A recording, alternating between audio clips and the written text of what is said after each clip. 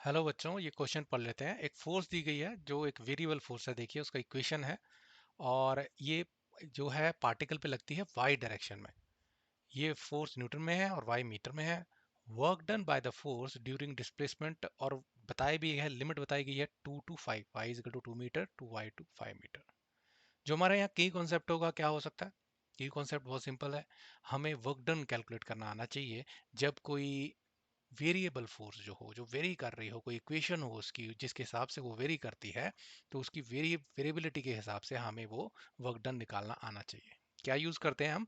Integration use करते हैं इस केस में। तो वर्क डन कितना हो जाएगा? Is equal to integration of F D X ले कि डी वाई ले, क्योंकि वाई डायरेक्शन में फोर्स लग रही है। और अब इसको एफ की जगह इक्वेशन डाल देंगे, 5 + 3y²। तभी तो डी वाई कर पाएंगे, तभी तो इंटीग्रेट कर पाएंगे, क्योंकि फंक्शन जो है वो वाई की टर्म में दिया गया है। तो ये हो जाएगा डी वाई।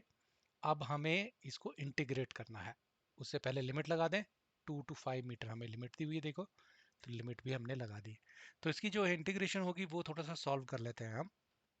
तो अब इसे सॉल्व कर लेते हैं हम। ये हो जाएगा integration 5 + 3y²। I am just taking integration, पहले इंटीग्रेशन सॉल्व कर लेते हैं। तो कैसे आएगा?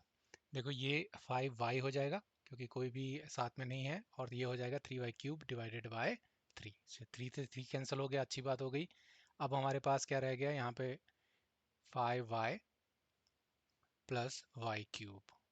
तो इंटीग्रेशन की वैल्यू आ गई है। अब चलो वापस चलते हैं हमारे जो मेन हम प्रॉब्लम सॉल्व कर रहे थे, और वहाँ पर इसको लिमिट के साथ लिख देते हैं।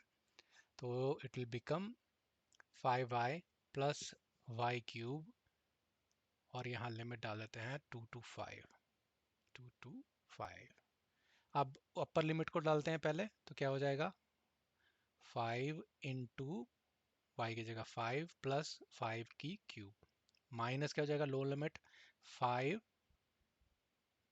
5 × 2 + 2 की क्यूब। तो अब ये सॉल्यूशन करना है हमें। ये हो जाएगा 25 प्लस 5 की 3 पावर कितनी हो जाती है?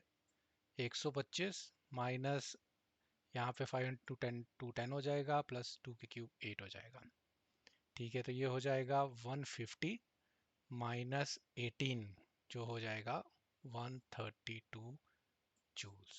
सो this is what they asked, हमें वर्क डन कैलकुलेट करना था। This is the answer. Thank you.